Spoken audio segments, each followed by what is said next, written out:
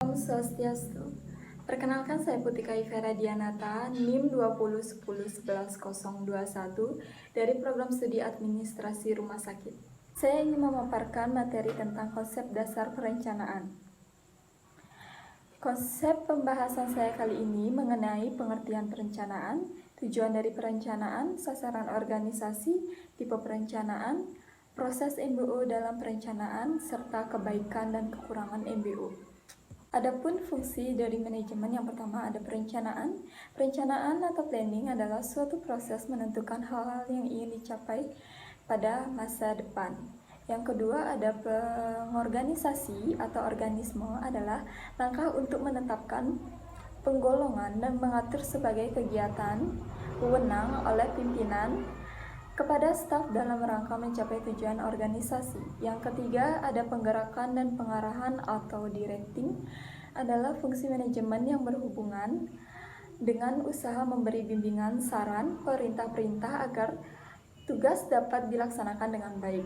Lalu keempat ada pengorganisasian dan pengawasan atau controlling, adalah fungsi manajemen yang berupa mengadakan penilaian atau koreksi sehingga apa yang dilakukan bawahan dapat diarahkan ke jalan yang benar dengan maksud mencapai tujuan yang sudah digaris semula. Selanjutnya, mengapa perencanaan dibutuhkan dalam organisasi? Itu karena tanpa perencanaan, manajer tidak dapat mengetahui bagaimana mengorganisir faktor-faktor produksi seperti money, material, machine, dan metode secara efektif. Lalu, tanpa perencanaan, manajer juga kemungkinan tidak mempunyai ide untuk mengorganisir, memimpin, dan mengendalikan. Dan juga dari keempat fungsi manajer yang saya sebutkan tadi atau POAC, perencanaan dianggap sebagai hal yang paling fundamental. Apa sih perencanaan itu? Seperti yang saya katakan sebelumnya, pada hakikatnya perencanaan adalah suatu rangkaian proses kegiatan menyiapkan keputusan mengenai apa yang diharapkan terjadi, entah itu peristiwa, keadaan, suasana, dan sebagainya. Dan apa yang akan dilakukan, ekstensifikasi, revisi, renovasi, substitusi, kreasi, dan sebagainya. Atau perencanaan adalah pemilihan sekumpulan apa yang harus dilakukan, kapan, bagaimana, dan oleh siapa. Tujuan dari perencanaan, pada dasarnya tujuan perencanaan dalam organisasi adalah mengantisipasi dan beradaptasi dengan segala perubahan yang terjadi, lalu memberikan arahan atau direction kepada para administrator maupun non-administrator agar bekerja sesuai dengan rencana, menghindari atau setidaknya meminimalisir potensi terjadinya tumpang tindih dan pemborosan dalam pelaksanaan pekerjaan, dan menetapkan standar tertentu yang harus digunakan dalam bekerja sehingga dalam pengawasan atau kontrol. Selanjutnya ada sasaran organisasi. Yang pertama sasaran individu, yang kedua ada sasaran operasional, yang ketiga ada sasaran taktis, dan keempat ada sasaran strategis. Sasaran individu adalah untuk membantu individu menganalisis dalam hal kemampuan individu tersebut agar lebih mampu mencocokkan banyak kebutuhan individu untuk sarana pertumbuhan dan pengembangan karir. Sarana perencanaan karir individu yaitu yang pertama karir, yang kedua jenjang karir, yang ketiga sasaran karir, yang keempat perencanaan karir, dan kelima ada pengembangan karir. Kedua ada sasaran operasional. Sasaran operasional yang diharapkan oleh departemen, kelompok kerja, dan para individu adalah hasil spesifik yang ditetapkan dengan tepat dan mudah diukur. Misalkan, 1. Merespon aplikasi penjualan 100 konsumen per minggu. Kedua, ketepatan waktu mengirim barang konsumen 90%. Yang ketiga, mengembangkan 2 pilih pelatihan dalam pemasaran.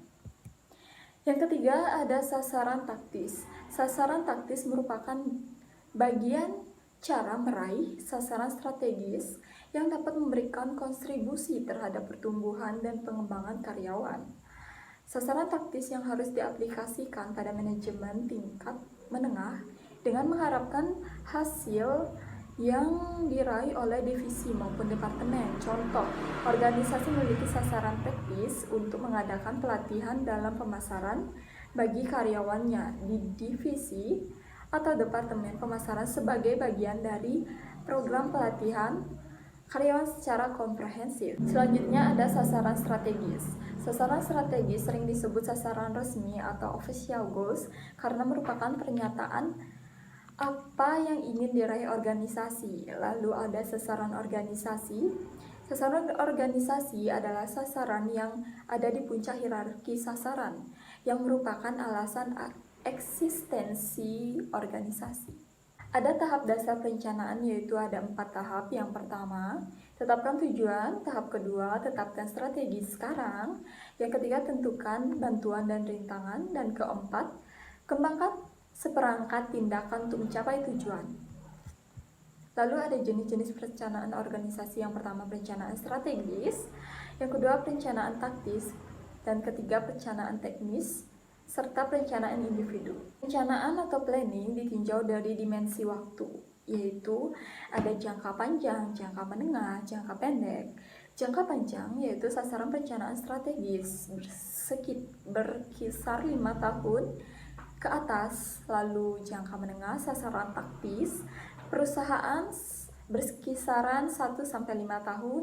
Lalu jangka pendek sasaran teknis bagi departemen tertentu dan individu 1 tahun atau kurang. Manajemen berdasarkan sasaran atau manajemen by objective atau disingkat dengan MBO adalah sistem manajerial yang komprehensif yang memadukan banyak aktivitas manajerial yang penting secara sistematis, yang secara sadar diarahkan untuk mencapai sasaran organisasi dan individu secara efektif dan efisien. Selanjutnya ada langkah proses MBO. Yang pertama, menetapkan sasaran, yaitu sasaran strategis organisasi, sasaran departemen, dan sasaran individual. Langkah kedua, membangun rencana tindakan. Langkah ketiga, menilai kemajuan, yaitu kemajuan peninjauan, melakukan tindakan koreksi, dan langkah keempat, penilaian kinerja keseluruhan. Sasaran kinerja dalam MBO, yang pertama sasaran pengembangan, yang kedua sasaran pengembangan individu, dan yang ketiga sasaran pemeliharaan. Adapun kebaikan dan kelemahan MBO. Yang pertama, kebaikan MBO. Kemungkinan tercapainya sasaran organisasi lebih besar jika organisasi memfokuskan perhatian pada manajer dan upaya-upaya yang dilakukan karyawan. Lalu kinerja dapat meningkat karena karyawan memiliki komitmen untuk mencapai sasaran, termotivasi karena mereka ikut serta, memutuskan yang diharapkan dan bebas memiliki banyak akal. Dan juga sasaran pada tingkat level terendah, terikat dan memudahkan pencapaian sasaran pada level manajemen puncak. Yang terakhir ada kelemahan MBO, yaitu apabila terjadinya perubahan terus-menerus, itu dapat menyulitkan penerapan pada MBO. Lalu, hubungan lingkungan dengan aktivitas pemilik dan karyawan yang rendah dapat mengurangi keefektifan MBO. Apabila terjadi penekanan terhadap sasaran operasional dapat menghancurkan pencapaian MBO.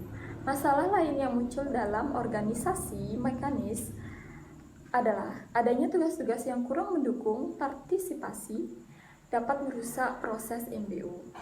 Dan terlalu banyak pengisian dokumen-dokumen sebagai laporan, sehingga karyawan lupa terhadap sasaran yang ingin dicapai, maka akan melemahkan energi MBO.